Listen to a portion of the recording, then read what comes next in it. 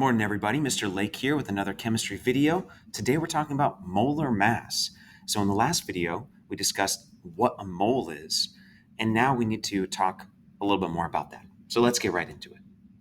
First, just to review something from a while ago, different elements have different masses.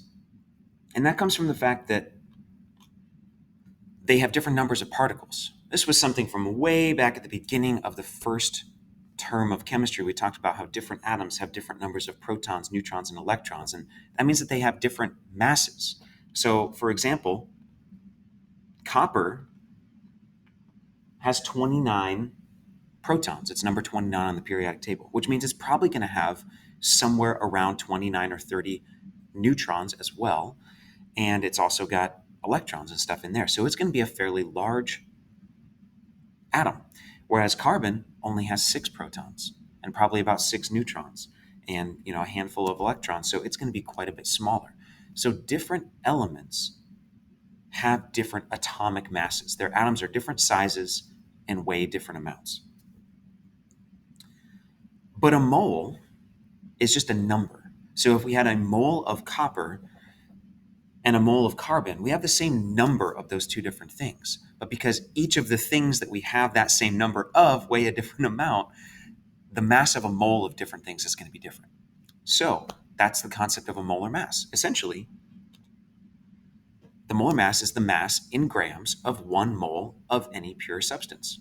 And we're going to start by talking about elements, but we're going to get to compounds in a second. The mass of 1 mole of any pure substance.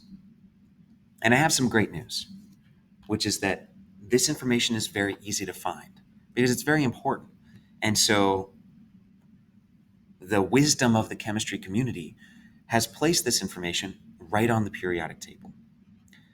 The number that is at the bottom, usually, of each cell of the periodic table is the molar mass. It's how many grams 1 mole of that element weighs. So copper, the molar mass is 63.546 grams per mole. 1 mole of copper weighs 63.546 grams. However, that number already has a meaning that you know. So you might be confused by me pointing out and saying, that's the molar mass, because you might be thinking back, wait a second, I thought that was the atomic mass. And the answer is yes. It's both. This is where I think this is one of those brilliant things that chemists have gotten right. There are some things in chemistry that are a little bit more fiddly or could be a lot more elegant than they are, but this is one of those situations where somebody got something right, because that number is both the atomic mass and the molar mass. It is the mass of a single atom of copper when measured in AMUs, which is our atomic mass units. It is also the number of grams that a mole of copper weighs. And that's for any element. That number is the atomic mass unit mass of an atom of the element, and it is the gram mass of a mole of the element, which is so nice that those things are linked together.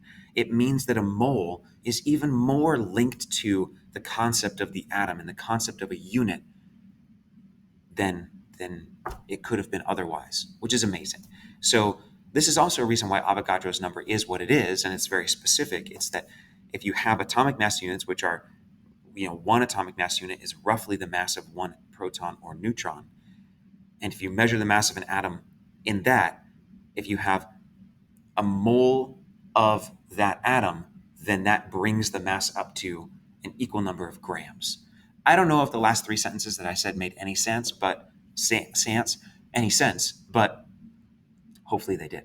So, using carbon as another example, the atomic mass of a single atom of carbon is 12.01 atomic mass units.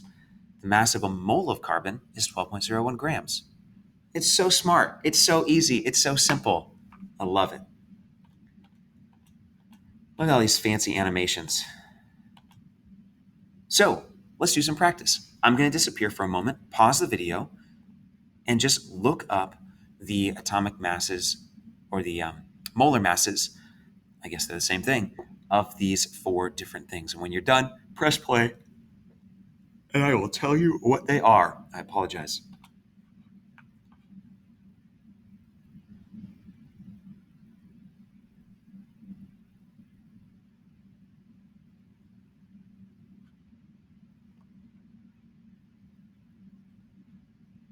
Okay, everybody, I hope that you were able to do this.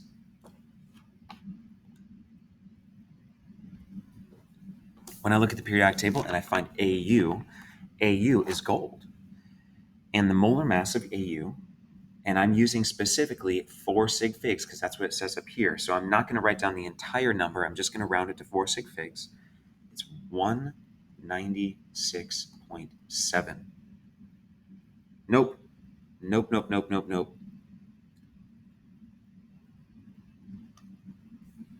It's 197.0. I apologize. My eyes deceived me because it's 196.96655 on the periodic table. So I'm going to keep the 196.9, but the 9 is followed by a 6, which means the 9 rounds up, and then we get 197.0 grams.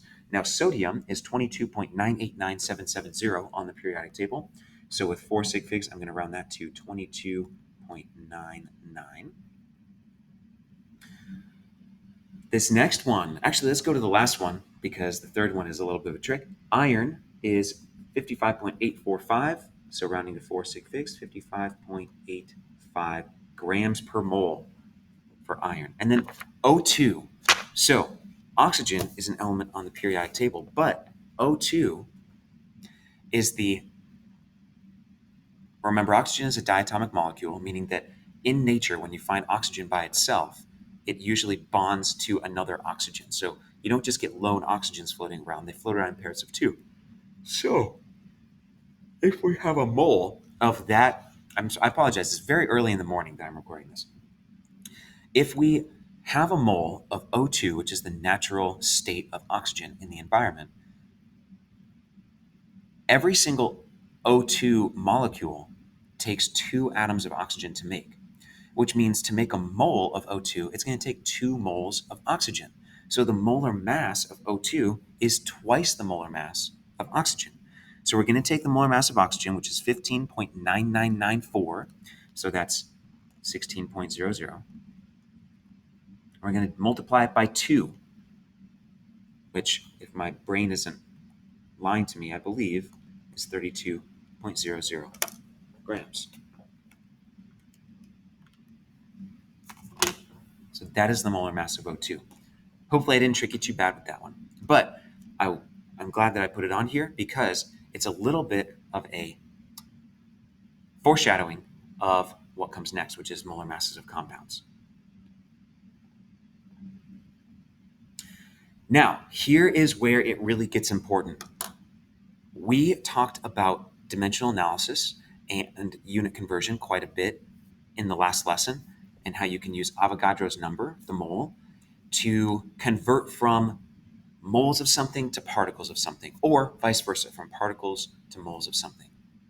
Well, this molar mass, or these molar masses that you get, are also conversion factors, right? If you know the molar mass of an element like copper, if you measure a mass of copper, if you have a copper ball bearing and you put it on a scale and you measure that it's 52 grams, you can calculate how many moles that is by using the molar mass as a conversion factor, right? So anytime that you say you get a number from the periodic table and you say 1 mole of this equals this many grams of that, that is a conversion factor. And remember, conversion factors can be arranged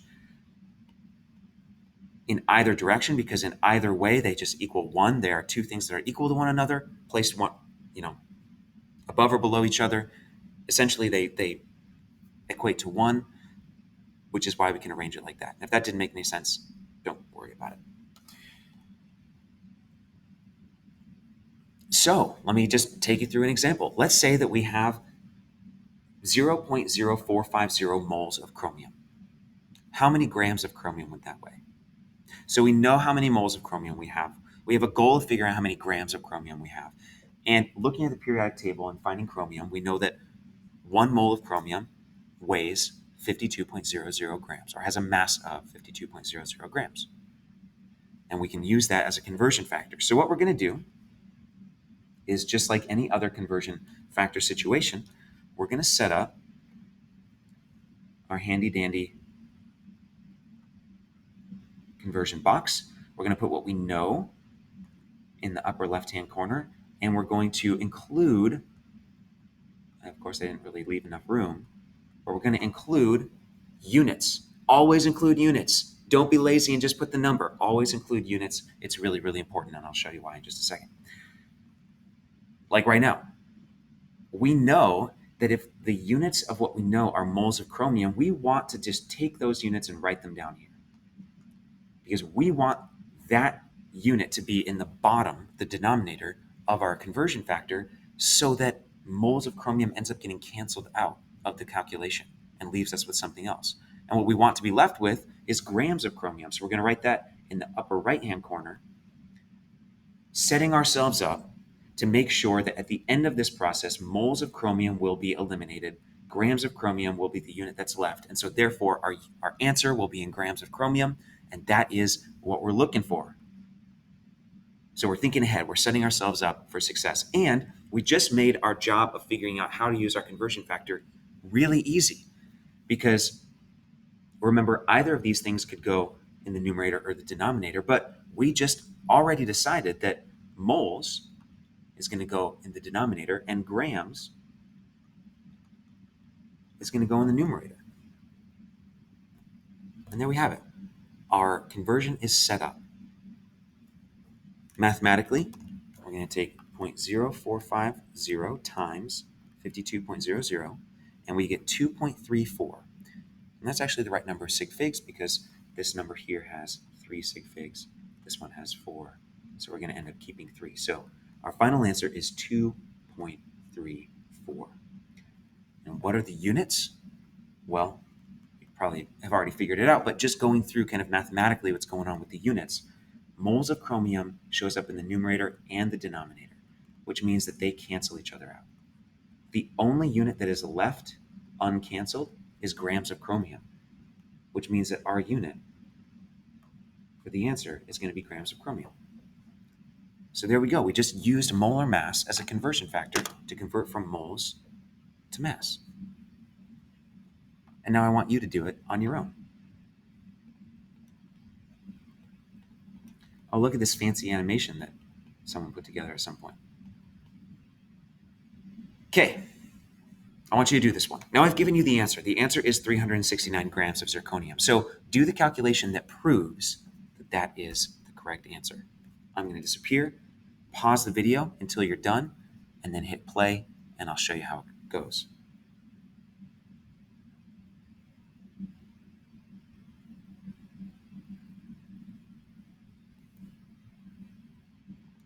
All right, I hope everybody is ready. What is the mass of a sample that contains 4.05 moles of zirconium, which is a metal that is very useful in nuclear reactors? Well, okay, first of all, let's do the right thing here. And let's make sure to write out what we know and what our goal is. We know that we have 4.05 moles of zirconium. We want to know, our goal is grams of zirconium, mass measured in grams. So, set up a calculation. What we know is 4.05 moles of zirconium. If moles of zirconium is what we're starting with, then we're going to want moles of zirconium down here in the denominator. We're going to want grams of zirconium up here in the numerator, because that's where we want to go. What's the conversion factor that we need? I don't give it to you, but you can look on the periodic table, find zirconium. Where is zirconium?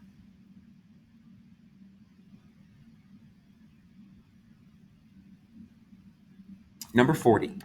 Zirconium is number 40, and it has a molar mass of 91.22 grams. So 1 mole of zirconium is equal to 91. I'm sorry, it's very early in the morning. 91.22 grams. That is a 1, not a 9.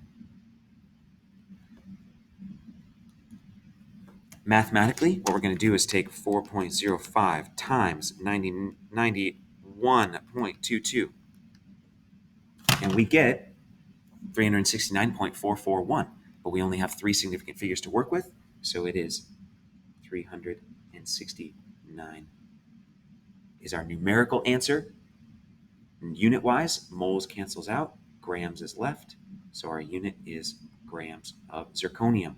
By the way, we are at a point in chemistry where your units should always include specifically the element or the compound that you're dealing with. The answer to this problem is not 369 grams. It's 369 grams of zirconium. 369 grams is just a mass. You could be talking about coffee, beans, or sand, or zirconium, but you want to specify. So units now include not just a actual unit of measure, but also the specific label of what it is you're talking about. But that's a little bit of a tangent. Let me get off my high horse and stop doing that. All right, so there you go. There you have it. That is how you use, first of all, what is molar mass, how you use it, and how it's a conversion factor that you can mathematically solve stuff with. I'm going to skip ahead a little bit. I know this is super professional. We will get to this.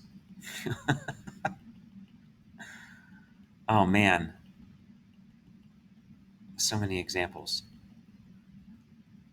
But what I really want to talk to you about is compounds. Because so far I've talked to you about elements. Like if you want to know the molar mass of an element, go to the periodic table. It's right there. Super easy to find. But what if I want to know the molar mass of, say,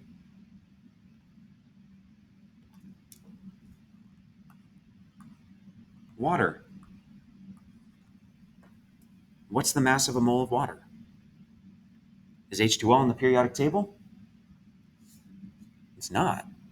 So where am I going to find that number? Well, one atom of H2O is one oxygen and two hydrogens, right?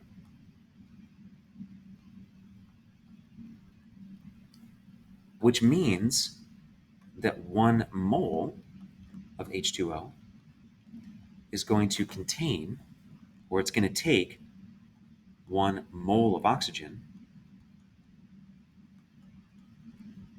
and 2 moles of hydrogen to make it. So the molar mass of H2O is going to be the molar mass of oxygen plus the molar mass of hydrogen times 2. The molar mass of a compound is simply the molar mass of all the elements that make up the compound.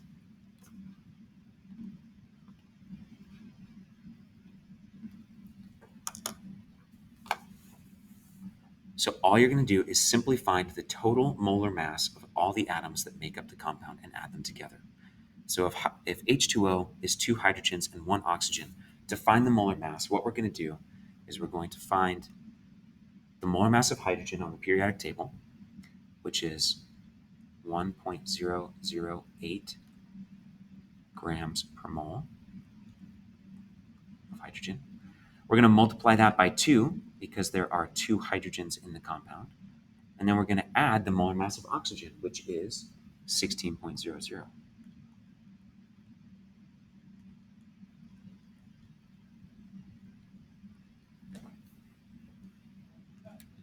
1.008 times 2 plus 16 is 18.00, 18.016. Just a moment. Sorry for that interruption. I apologize, everybody. Where we were talking about the molar mass of H2O, which is 18.016. Whoops. Grams per mole of H2O. That's not really the right number of significant figures. There should only be 4, so it's truly 18.02 grams per mole of H2O. Notice I'm writing units and substance. Very, very important. I know it takes time and effort and extra energy on your, pencil hand or whatever, but you have to do it.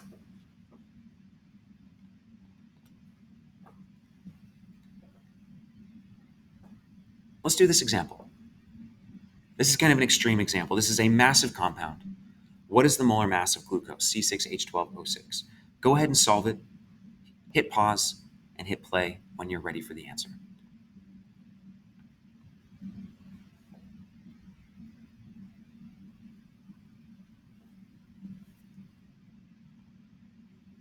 All right, here we go.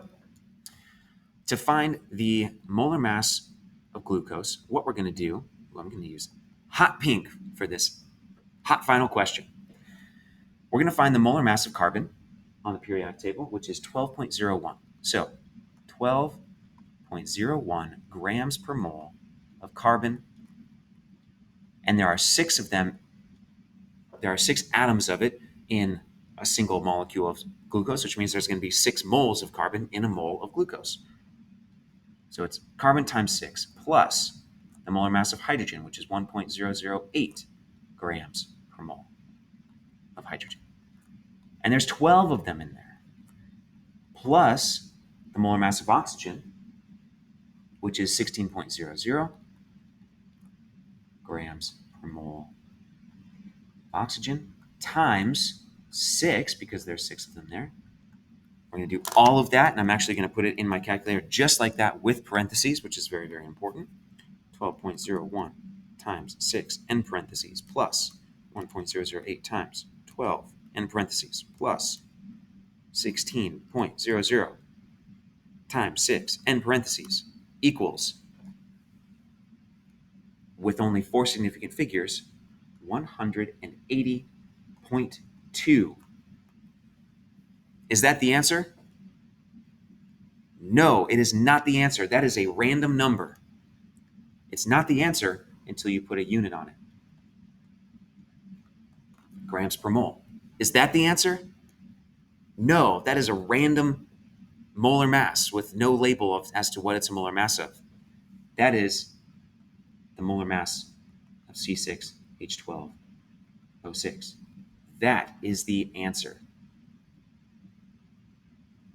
There's a lot of emphasis, I think, in school, especially by students, on the number as being the answer. The number is 1/3 of the answer. Unit and substance, in this case, are the other 2/3, and they are equally as important. If you just have a number, it doesn't mean anything. It's just a number. But I'm back on my high horse. I apologize. I'm off on my tangent again. That is all you need to know for the moment about molar masses. By the way, the next step, you can probably guess, is using molar masses like this as a conversion factor. So if I said, I have 25 grams of sugar, glucose, how many moles of glucose do I have? Well, you could go and you could first calculate the molar mass of glucose and then use that as a conversion factor from grams to moles and figure out how many moles you have, just like before. So that's kind of the next step. But that's all I'm going to show you for this video. Thank you very much for watching. I will see you next time, and until then, you take care.